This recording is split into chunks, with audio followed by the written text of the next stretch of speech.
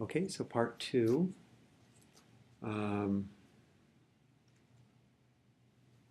want to continue this practice of sound therapy with another style.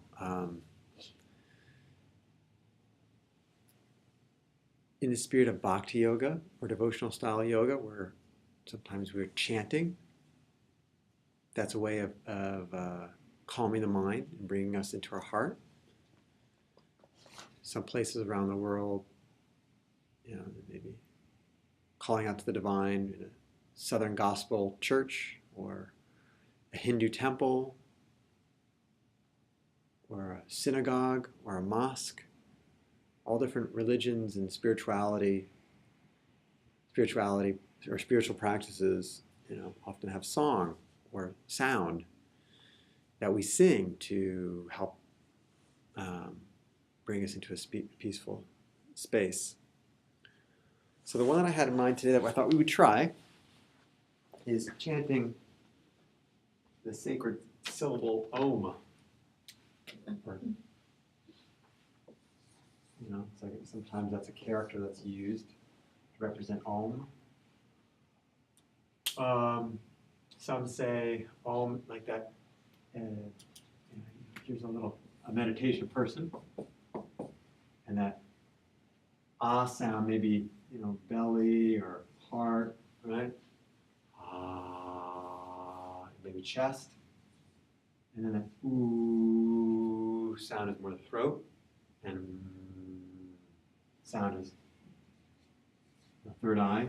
Like this one has this transcendent, go beyond just your thinking, where it's thinking, get out of there, transcend the thoughts, the emotions.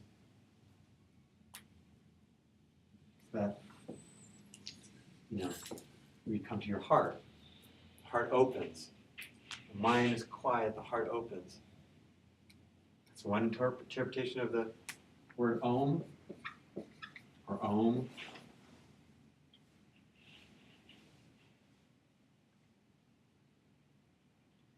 Some other people say, well,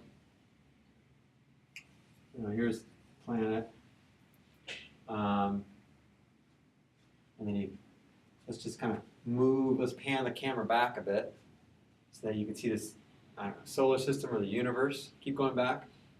The sound of all things vibrating, everything working in some order, some way,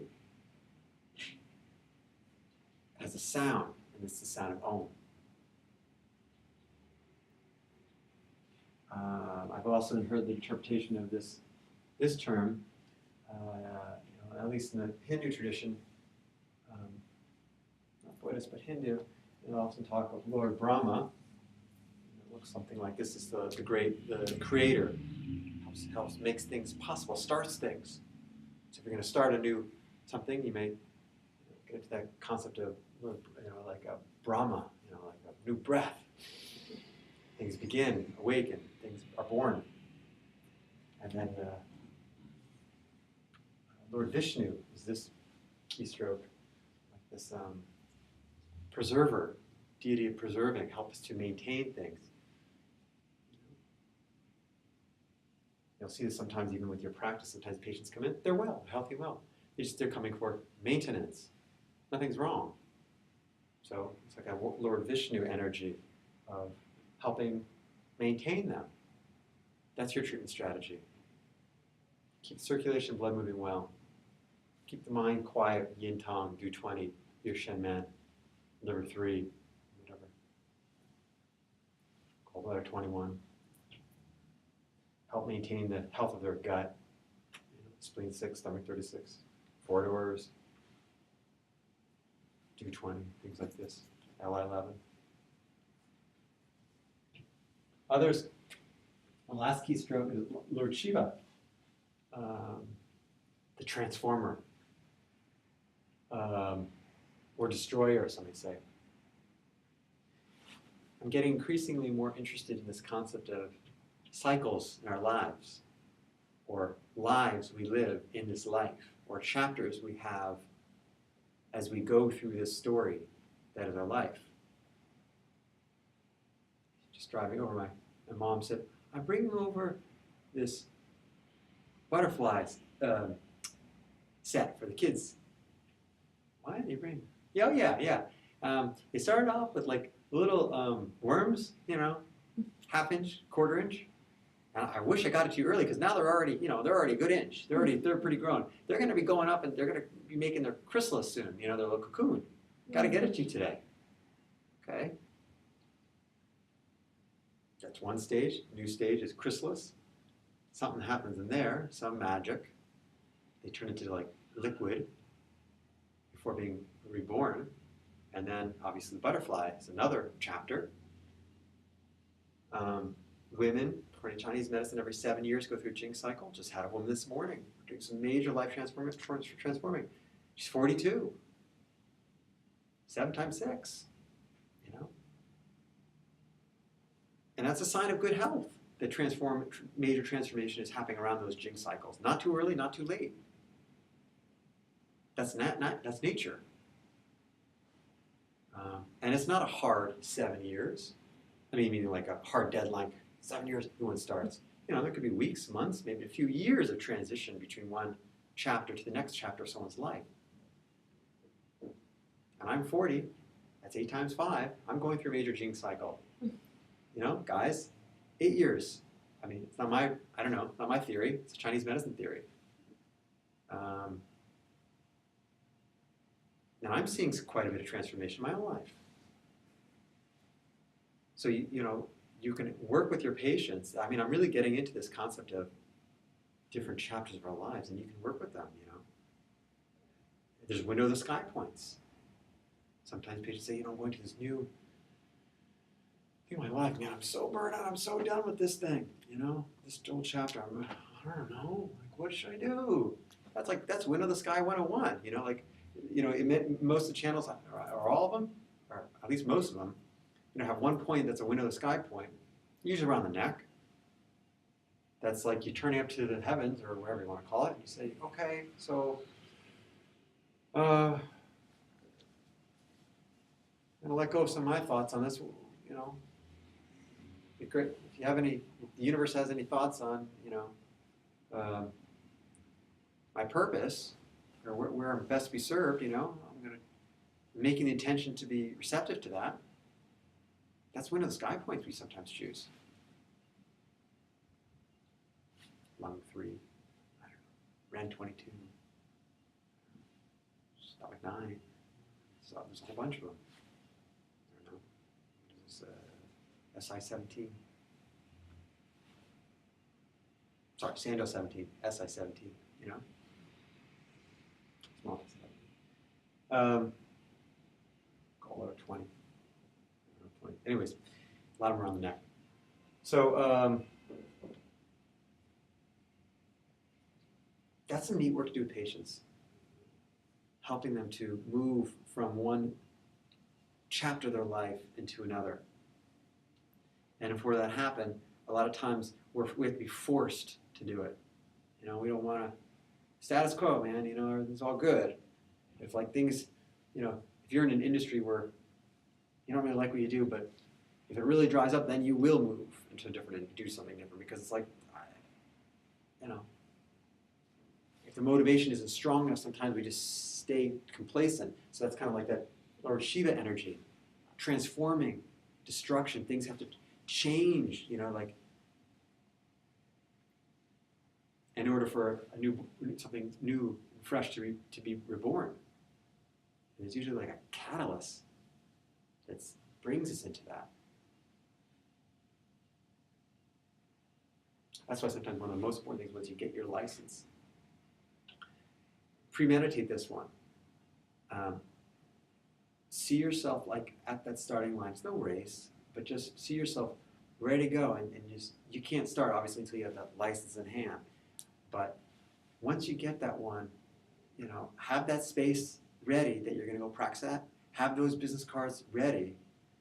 And not that you have to see them right. I'm making it sound like it's a race. It's not that, but it's tricky when people sometimes get their license and they wait. Oh, I'll see next year. a couple years now. Or let me wait until, we're thinking about moving to Hawaii, so maybe we'll see what happens next 6 to 12 months. Careful on that one. Get into practice. Just start. Because that's how it builds. Because, a lot of practitioners, they never start. They're waiting for someone to start it for them. And that won't happen. So be building your your mailing list, email addresses, of your patients that you work with prior to you being licensed. Speak to those who are already practicing, so you can get some ideas of different ways of doing this. Go see offices. You're all welcome to come see my office for all I care.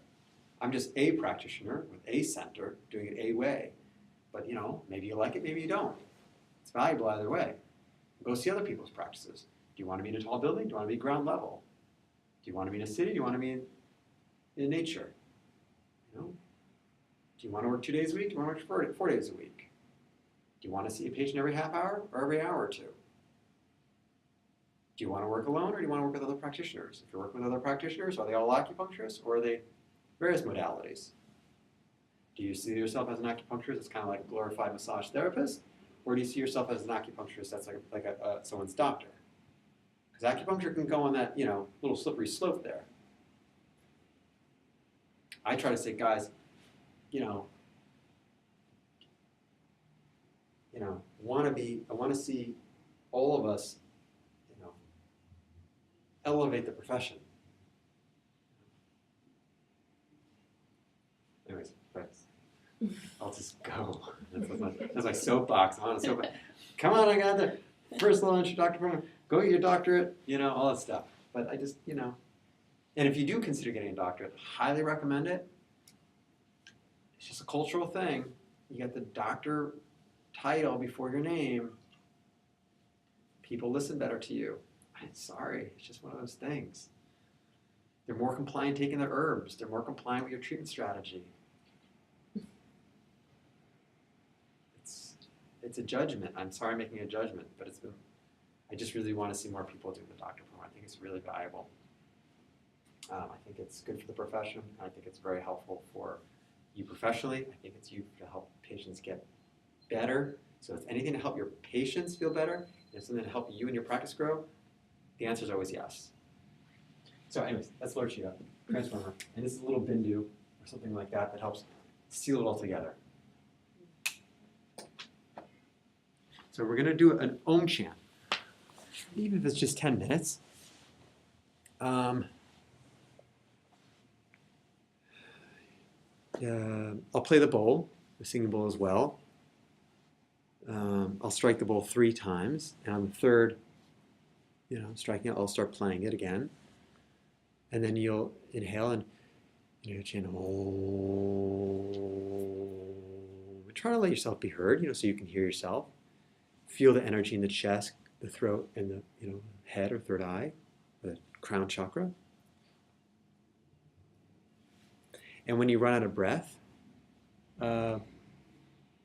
inhale and chant Om again.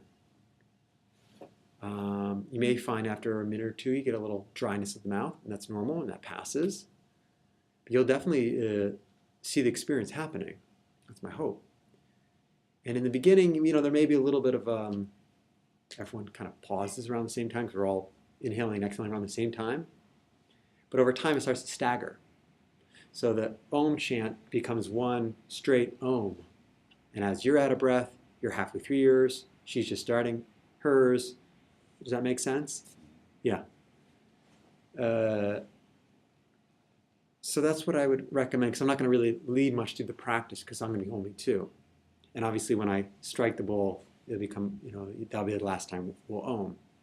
And then we'll do just a little practice of silence after that. But I would make the intention to feel the vibration in your chest of Ah, U, Om. Om. That kind of energy, yeah. And take a nice inhale. A lot of us don't breathe very deeply. I know I don't.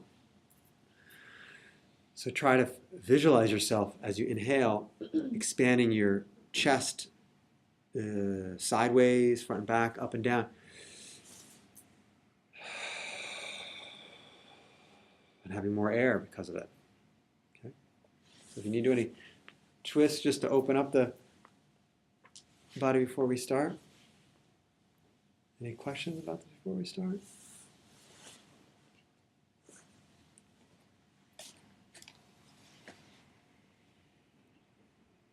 You ever done an Om chant before? On this? No? About 50. Sounds like at least 50-50. Maybe more people that have done it than not.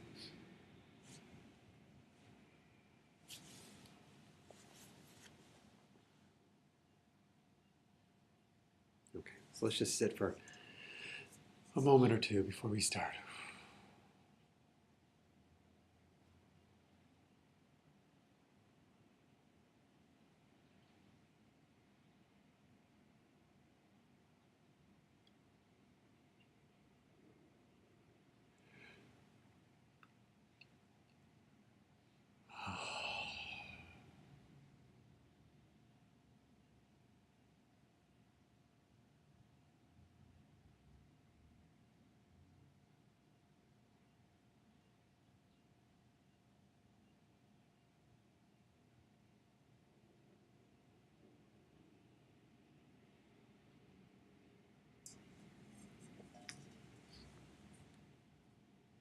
So the third time I strike the bowl, we'll start oming. I'll walk you through it. Inhale. And just relax.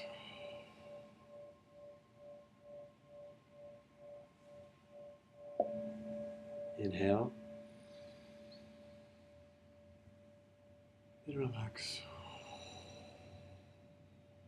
And on this third time, on exhalation, we'll start chanting Om. Inhale.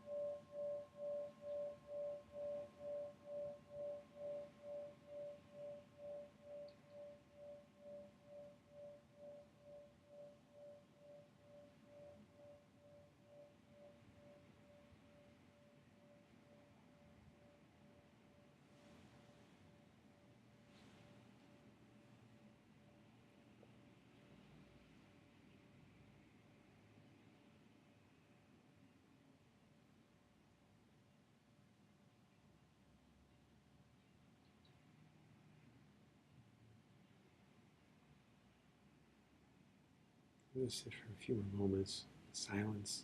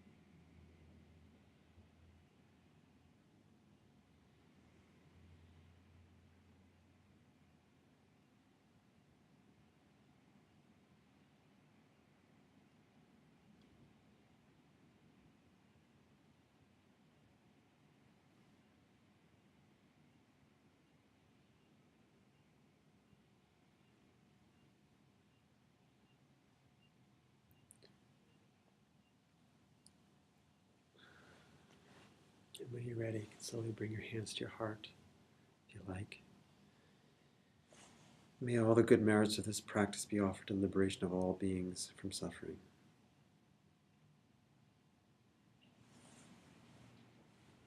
And when you're ready, slowly allow yourself to come out of your practice, allow your eyes to open.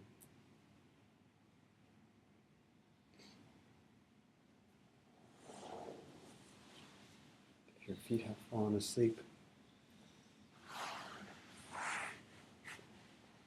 wiggle them a bit.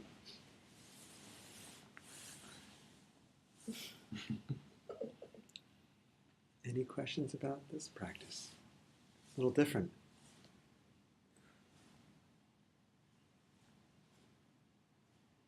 Conscious breathing, doing exercises to help us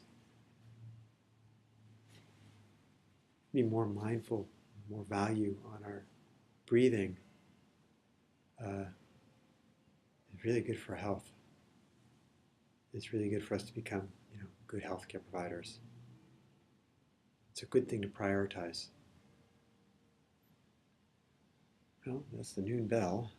It's time to be ending class. If there are questions, perhaps we'll get to it next week. Your syllabus may say that the paper is due next week. It's not. Don't worry. It's not due till the end. We'll get to that. And it's not really a paper. It's more just something that's helpful for your future patients in terms of how to help them start their practice. But the homework is to meditate every morning, 15, 30 minutes, 15, 20 minutes, 30 minutes, something like that, every morning when you get up. One of the practices either we do this week or one of your own or something I've done early in the course. journal for a little bit afterwards. Keep reading Pieces Every Step, and take a half day in silence, or if you like, or if you like to fast for a half day, something like that. Try that this week as well. And I look forward to seeing you all next week back here in the room on Wednesday. Thank you. Have a great week. Thank you. Thank you, everyone. Thank you.